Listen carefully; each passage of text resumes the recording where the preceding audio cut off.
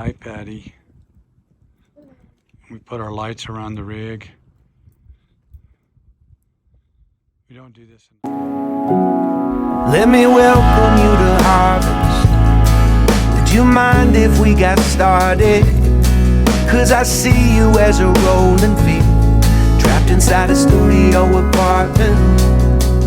Let me hold on to you until you can see every blade. And I will tell you something that I figured out the hard way. Heaven knows I do find a peace, paradise hidden in the weeds, but not just me in real life. Love that no one can take away. It's a little more to every day, but not just me in real life. The cold gets in your jacket, and sometimes you just hear static. It doesn't mean you gotta change your ways. That's just life some days. Don't go messing with your heart. Don't you go messing with your heart. That's the only thing that beats the same. It reminds you from where you came. Heaven knows I do find a peace, paradise hidden in the weeds, but not just me in real life, just me in real life. Love that no one can take away, cause it gets a little. Cause I see you as a rolling field, trapped inside a studio apartment. Let me hold on to you until you can see every blade. And I will tell you something that I figured out the hard way. I'm at Clear Creek Reservoir. It's one of those fishing places where you got to have a fishing license. It's about 17 miles north of Buena Vista. And I'm about to go out on my morning hike, and you can see the rigs in the background. Especially down, there's a creek down there that runs down and goes into the reservoir. And there's a lot of people down there camping.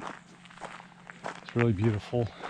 And I'm going to walk up this street here and talk a little bit about the area. Now, what this area has is potable toilets. There's like two of them. There's one right there, it's real small. And then another one over there where that guy's walking with his dog. Other than that, there really isn't any other facilities here. There's no place to dump your wastewater, and there's no trash pickup. So you either got to go into Buena Vista. Now, if we have to get water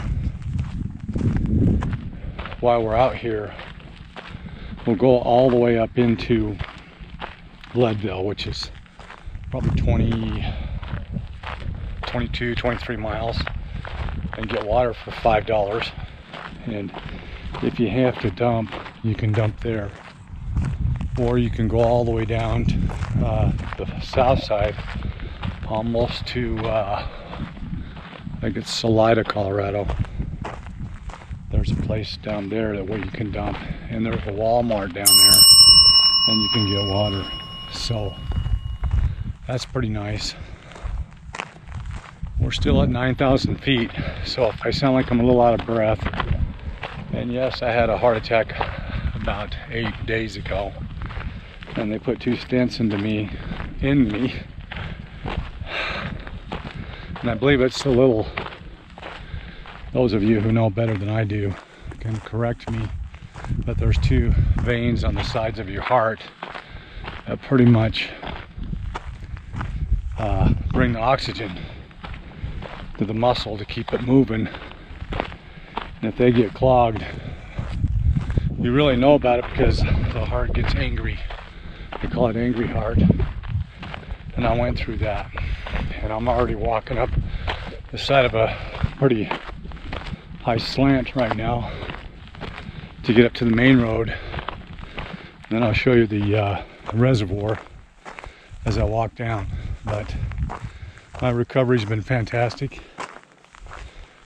And I'm really grateful to God, family, and all those who have showed that they really care. So anyway, enough about that. Just wish these cameras sometimes would convey the beauty. As I get up to the top of this hill and I turn the camera around, you can see the side of the mountain goes all the way around up into that valley, which is some really beautiful places up there, and then another mountain range across there, then down to Clear Creek Reservoir way down there. And that's the camp where that guy's coming in his white Tahoe with his boat to come up here. He's probably headed down to the reservoir. This is the area, and this is one of our favorites of all time. We come here a couple of years ago and camped and fell in love with the place. But you gotta have a fishing license, and since Patty and I now are old enough, we paid like $22 for both of our fishing licenses. And in Colorado, that should get you several places where you can camp. More about that later. This is one of those Clear Creek Reservoir State Wildlife Area.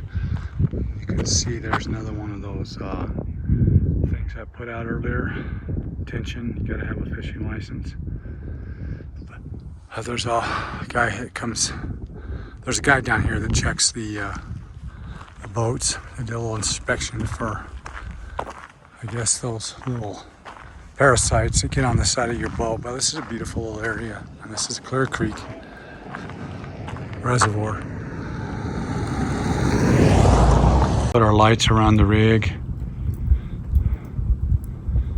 We don't do this enough. Tell them where we are, baby. We're at Clear Creek Reservoir.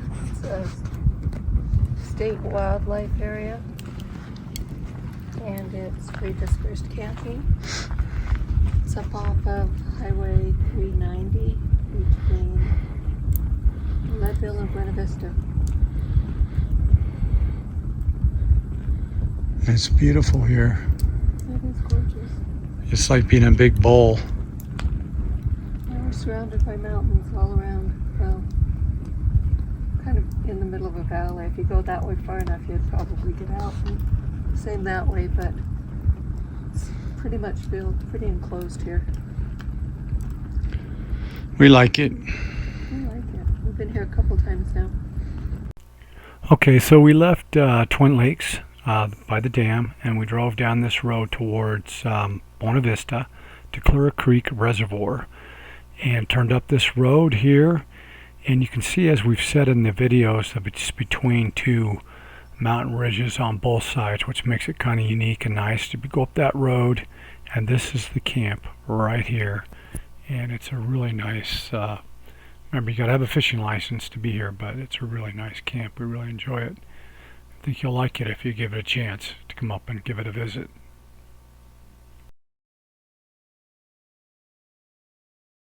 You're watching videos? Watching a video on how a composting toilet works and how to rehydrate the coconut coir, the medium that you put in to absorb the odors and poop. So we switched over to a composting toilet. We did, it's right there. Well, show them that. This is pretty cool in an uncool sort of way. Yeah, so after I figure out how to do it, I'll show you and do a video on how we rehydrate our coconut coir. Well, why are we doing this? Well, it helps us so that we don't go through as much water, so we can stay out boondocking longer. Okay. Okay. More to come. More to come. Okay, this is our toilet. That's what it looks like. All the stuff's down there below, including the pee thing. we'll show you more of that later.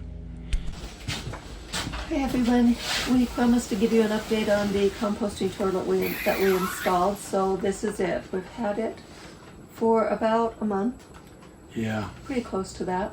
it's called the OGO. OGO, O-G-O, Yeah. and it's we really like it for the most part. The reason we went to a composting toilet over the regular black tank in the rig is because we like to boondock, and there's a lot of water that literally gets flushed down the toilet when you have a black tank, and so you're constantly running out of water and constantly having to dump. So we switched to a composting toilet, so we actually have more water to use for day-to-day uses other than flushing, and we don't have to go find a dump station as frequently. Yeah, we're always getting on a map and trying to plan everywhere we go, and then you can only be someplace for, in the beginning we were like 7 to 10 days. We'd go camp somewhere, and then it just started getting lower, being reduced. And the reason why it was being reduced is because if you watch people that tell you how to operate and handle black tanks, they need a lot of water. So there's just got to be a constant movement, flow of taking these wastes, particularly the black tank, out of your rig. And if you as you go use it, it starts to pile up. It gets to what they call a pile. Is that what they call it? Pyramid. A pyramid. And then it starts to smell, and then you have to really pressurize it. I've got a video where I put a wand down in with some soap and really try to clean it out, and it seemed to help the first couple of times, and then it just seems to build again. And we boondock a lot, so Patty's going to go up and get her brick and tell you about her brick. She's going to bring it down so you can show you what we do with that. And then I'm going to put in the description some other videos you can watch if you want to watch one being put in, an unboxing if you will, and then put into a rig. I did it, and I'm no expert with wrenches or tools or saws or anything like that. I basically made the hole a little bit bigger where the water comes up from our other toilet. I made the hole a little bit bigger, and then I put the big enough for the vent to go through, because there's a vent hose on ours, and there's also electric is there. So when we sit down on it, we'll go up there and show you a little bit about that. I don't want to get too graphic, but it really has helped us save a lot of water. The money savings is not really there. Patty will kind of explain that about the brick of the organic coconut Coyer that's we use for it.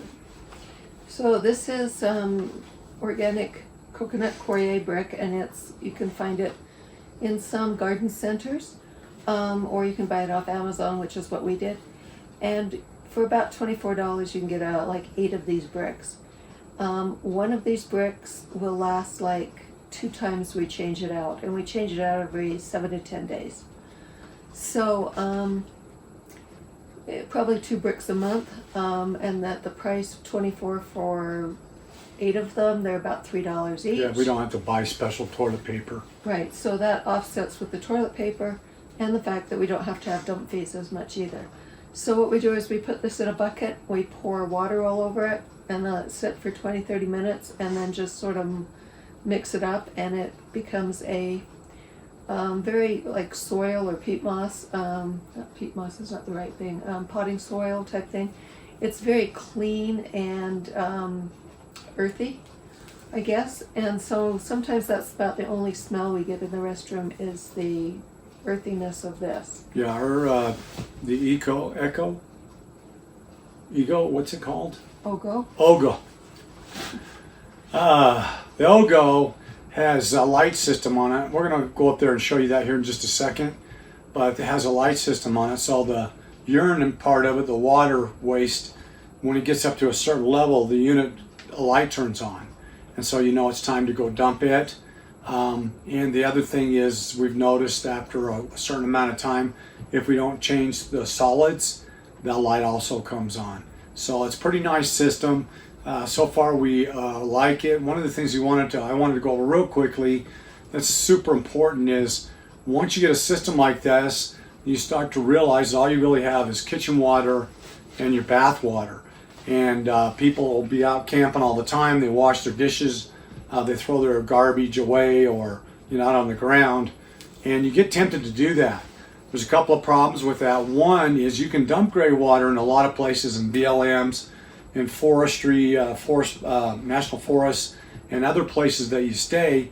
They will allow you to dump the gray water, but you better be careful. You got to check where you're at and see if it's permitted, if it's allowed, and then it's okay to do that. We have a tendency to try to put a hose down a gopher hole or some other critter's hole to put the wastewater down in. But again, check with your area. You don't want to get in trouble. And the other thing we found is when we do that, or what other people have told us, when you pull that gray water, you get passengers, you get mice, you get critters, because they sense the food even in the kitchen, wastewater, and you could get some passengers. So you got to watch that. But we're going to go up here in the bathroom right now, and I'm going to edit this part out, Patty, so you don't even have to worry about it. So, you ready? Yes. Okay, so this is the bucket that I put a brick in, and then I just cover it with water, and then I stir it up afterwards. And as you can see, it's very clean and very. That's just the stuff that she has prepped. It's not the actual stuff. This is the for the next time. The material that we use for composting, and it goes into this BOGO. It does not come with this carpet. I just put some double-sided Velcro on it. This is the light that you can see that will light up if there's any, when it's time to change out either the liquid waste or the solid waste. You would unlatch these two latches, open it up and pull it out to take out the... There's a little lid that goes on top of it. There's a lid that goes on top for the liquid waste. To use it, it's just basically you sit down, whether you're a man or a woman, you sit down and pee, and it goes into the jug in the bottom. Or if you want to, if you think you're going to need to do solid waste, you pull this forward, you put the solid waste in, and then after you're finished, you shut it, and you push the little button, and it aerates it, mixes it all up, and that's how it keeps it from smelling, because you want to keep your solids separate from your liquids, and that helps control the odors. What you don't do when you put into a regular waste system, black water, it all combines together, and they say that's a lot of where the odors and everything come from. The two mixing together causes the problem. But this also has a fan inside of it, and you can see there's a vent. We've got it vented out to the outside. So this right here is hose that we put in. The hose that takes it all outside. And that's Okay. all. Thanks, Patty. I stay today. Take my time, far behind. Leave my pride. Oh, is it alright if I stay? Is it alright if we just stay today?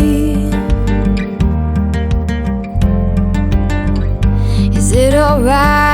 'Cause I wish we could just stay.